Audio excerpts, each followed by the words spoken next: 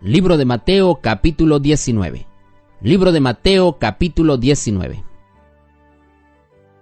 Cuando Jesús terminó de decir esas palabras, se alejó de Galilea y vino a la región de Judea, del otro lado del Jordán. Le siguió mucha gente y allí lo sanó. Entonces se le acercaron algunos fariseos a tentarlo. Le preguntaron: ¿es lícito al hombre divorciarse de su esposa por cualquier causa? Él respondió: ¿no habéis leído que al principio el Creador los hizo hombre y mujer? Por eso dejará el hombre a su padre y a su madre y se unirá a su esposa, y los dos serán una sola carne. Así ya no son dos, sino una sola carne. Por tanto, lo que Dios unió no lo separe el hombre. Le dijeron entonces: ¿por qué Moisés mandó dar carta de divorcio y despedirla? Él les dijo: por la dureza de vuestro corazón. Moisés os permitió divorciaros de vuestras esposas, pero al principio no fue así. Por eso os digo, el que se divorcia de su esposa, a no ser por fornicación, y se casa con otra, comete adulterio. Le dijeron sus discípulos: si así es la condición del hombre con su esposa, no conviene casarse. Entonces él respondió: no todos reciben esa enseñanza, sino aquellos a quienes es dado. Porque hay eunucos de nacimiento, hay eunucos hechos así por los hombres, y otros se hicieron a sí mismos eunucos por causa del reino de los cielos. El que pueda aceptar esto, que lo acepte. Entonces le trajeron unos niños a Jesús para que les impusiera las manos y orara por ellos. Y los discípulos lo reprendieron. Pero Jesús les dijo: dejad a los niños venir a mí, no les impidáis, porque de los que son como ellos es el reino de los cielos. Y él puso sus manos sobre ellos y partió de allí.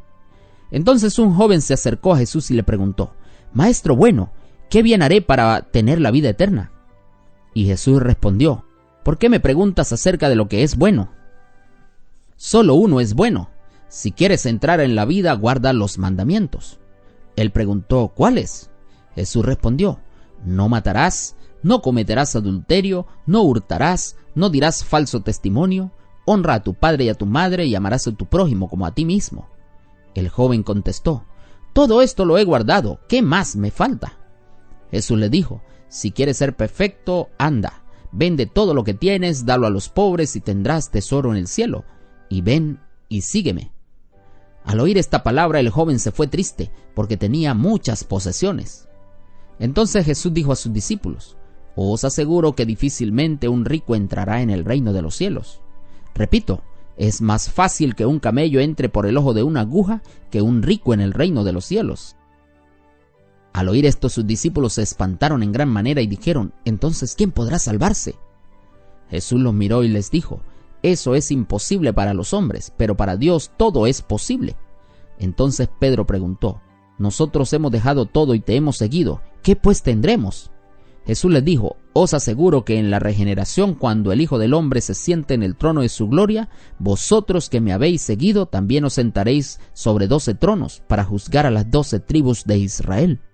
Y todo el que deja casas, hermanos o hermanas, padre o madre, esposa o hijos, o tierras, por mi nombre, recibirá 100 veces más y heredará la vida eterna. Pero muchos primeros serán últimos y muchos últimos serán primeros. En este capítulo, apreciado amigo oyente, Mateo presenta una serie de problemas personales. El problema del matrimonio, el divorcio y el celibato, el problema del trato con los niños y el problema y el peligro de las riquezas materiales. Y el comentario de la Biblia del Diario Vivir dice que Juan fue a la cárcel y murió por expresar en público sus opiniones sobre el matrimonio y el divorcio, y los fariseos también esperaban atrapar a Jesús por esto. Y trataron de hacerle caer en la trampa de adoptar una postura en una controversia teológica. Y dos grupos principales tenían puntos de vista opuestos sobre el divorcio. Un grupo definía el divorcio casi por cualquier razón. El otro creía que el divorcio podía permitirse solo en caso de infidelidad conyugal. Y el conflicto giraba alrededor de la interpretación de Deuteronomio 24, 1 al 4. Pero en su respuesta Jesús se refirió más al matrimonio que al divorcio. Subrayó que la intención de Dios siempre había sido que el matrimonio fuera permanente, y para manifestar su importancia, pues dio 4 razones. Y Jesús dijo que Moisés dio esta ley solo porque el corazón de la gente estaba endurecido. El matrimonio permanente era la intención de Dios, Pero como la naturaleza humana hizo inevitable el divorcio, Moisés instituyó algunas leyes para ayudar a las víctimas. Y eran leyes civiles designadas especialmente para proteger a las mujeres, porque en esa cultura se convertían en vulnerables al vivir solas. Con la ley de Moisés, un hombre ya no podría echar fuera a una mujer con facilidad, sino que debía escribir una carta formal de separación. Y fue un paso radical hacia los derechos civiles, pues hacía que los hombres pensaran 2 veces antes de divorciarse. Y Dios diseñó el matrimonio para que fuera indisoluble. Y en lugar de estar buscando excusas para dejar al otro, las parejas debieran concentrarse en hallar una forma de permanecer juntos. Y a pesar de que el divorcio fue relativamente fácil en los tiempos del Antiguo Testamento, no es lo que originalmente Dios quiso. Las parejas deben oponerse al divorcio desde el principio y construir su matrimonio sobre la base de un pacto mutuo. Apreciado amigo, apreciada amiga que me escuchas, joven, tú que estás oyendo este mensaje, busca en oración la voluntad de Dios antes de lanzarte a un compromiso matrimonial, porque este es un compromiso de por vida. Y Jesús también dijo, bueno, hay algunos que tienen ciertas limitaciones físicas que les impiden casarse, mientras que otros no se casan porque en su caso particular pueden servir mejor a Dios como solteros. Y por eso Jesús menciona allí en el versículo 12 el caso de los eunucos. Y un eunuco es un hombre castrado, un hombre sin testículos. Y el comentario bíblico adventista dice que en tiempos antiguos, en el cercano oriente, se acostumbraba a castrar a los funcionarios del rey que cuidaban de las mujeres de la corte. Y por otra parte, parece que algunos eunucos llegaron a casarse. Pero los eunucos eran objeto de lástima entre los judíos. Los sacerdotes que hubieran sufrido una mutilación de este tipo no podían ejercer el sacerdocio. Y en los últimos años del reino de Judá aparecen eunucos en la corte, pero no se sabe si eran judíos o extranjeros. Lo cierto es que debiera señalarse que Jesús recomienda el celibato solo para los que sean capaces de recibirlo. En ningún caso recomienda el celibato para los cristianos en general, ni tampoco para los dirigentes cristianos. Jesús lo que hizo fue defender a las mujeres contra las prácticas injustas y arbitrarias de parte de los hombres. Y ahora se enfoca en los niños porque también ellos eran un poco despreciados.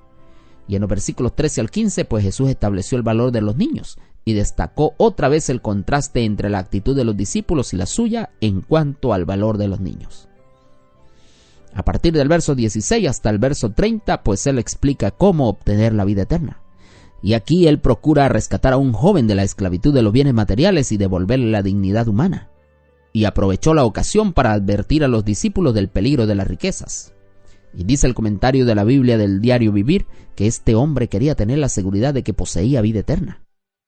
Y Jesús le mostró que no podía salvarse por medio de las buenas obras, que no están basadas en el amor a Dios. Este hombre necesitaba un nuevo punto de partida. En vez de buscar un nuevo mandamiento que cumplir o una buena obra que realizar, este joven necesitaba someterse humildemente al señorío de Cristo. Apreciado hermano, apreciado amigo, no pierdas premios eternos por beneficios temporales.